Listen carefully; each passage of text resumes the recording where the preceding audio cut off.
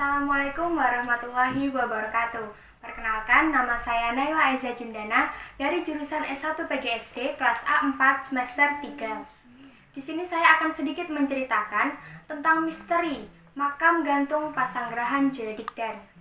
Nah, makam ini terletak di Provinsi Jawa Timur, di mana selain makam Bung Karno sebagai wisata edukasi dan ziarah yang menjadi wisata unggulan, ada wisata sejarah yang terkenal di Kota Blitar, yaitu Pasanggerahan Joyodigdan.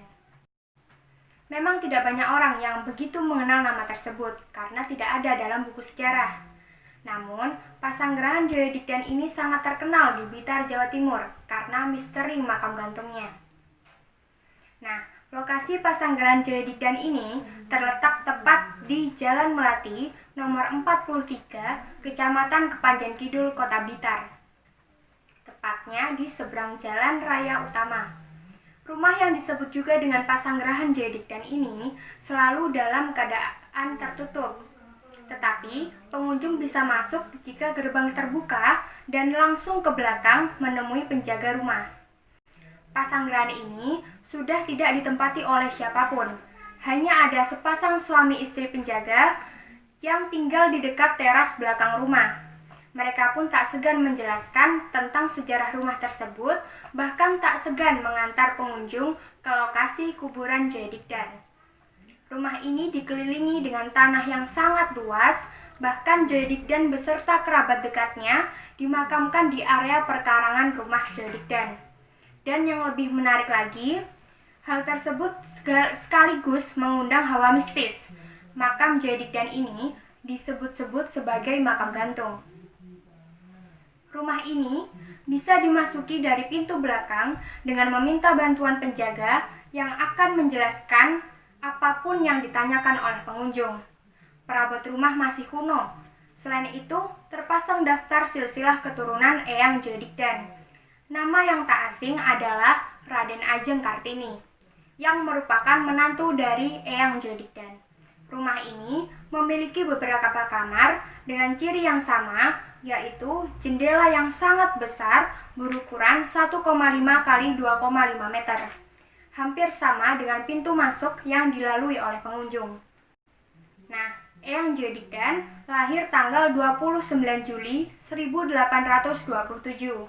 Eyang adalah kerabat dekat Pangeran Diponegoro dan merupakan keturunan darah biru Mataram. Kisah hidup Eyang Joyodigdan berkaitan dengan perang Diponegoro melawan Belanda. Banyak orang percaya Eyang Joyodigdan memiliki ajian Pancasona, yaitu ilmu yang bila pemiliknya mati, dia akan hidup kembali dengan catatan tubuhnya menyentuh tanah. Hal ini juga diceritakan turun-temurun dari keluarga Eyang Joyodigdan. Dengan kesaktiannya itu, Eyang Joyodigdan tidak hanya sekali tertangkap dan dieksekusi mati oleh Belanda. Namun, begitu jasadnya dibuang dan menyentuh tanah, dia akan hidup kembali tanpa sepengetahuan company. Setelah Pangeran Diponegoro tertangkap, Eyang Joyodigdan yang masih berumur 30 tahunan meneruskan gerilya ke arah timur, tepatnya di Blitar, Jawa Timur, dan berhasil mengusir Belanda. Keberadaan Joyodigdan akhirnya diketahui oleh Adipati Blitar. Adipati pun meminta Joyodigdan untuk menggantikan patih kadipaten yang mangkat dan kemudian diberi tanah oleh Adipati yang sekarang menjadi Pasanggerahan Joyodigdan. Eyang Joyodigdan pun wafat pada tanggal 11 Maret 1909. Karena khawatir jasadnya akan hidup kembali, begitu menyentuh bumi atau tanah, makamnya pun diusahakan agar tidak menyentuh tanah. Makam gantung Eyang Joyodigdan ada di belakang rumah, dan untuk menuju ke sana akan menyusuri perkarangan rumah yang sangat luas, dan untuk mencapai ke sana tidak lebih dari 10 menit. Ya, pemakamannya pagarnya selalu digembok oleh penjaga rumah. Makam gantung Eyang Joyodigdan ini adalah makam yang paling mudah dikenali karena makamnya dilindungi oleh atap dan desain yang menarik. Menurut juru kunci, di atap itu tersimpan baju perang dan peralatan pribadi Eyang Joyodigdan. Sedangkan makamnya yang disebut sebagai makam gantung ada di bawah atap yang terbuat dari marmer yang berukir. Sangat cantik sekali. Yang dimaksud dengan makam gantung adalah jenazah yang tidak menyentuh tanah. Jasad eyang dimasukkan ke dalam peti besi dan disangga dengan 4 tiang sebelum diuruk dengan tanah. Hingga kini, tidak ada spiritualis yang berhasil mendapatkan titisan ilmu Aji Pancasona dari Eyang Joyodigdan. Begitu juga dengan ilmu di bawahnya. Tak jarang spiritualis yang sedang menjalani ritual di makam justru diusir oleh suara tanpa rupa.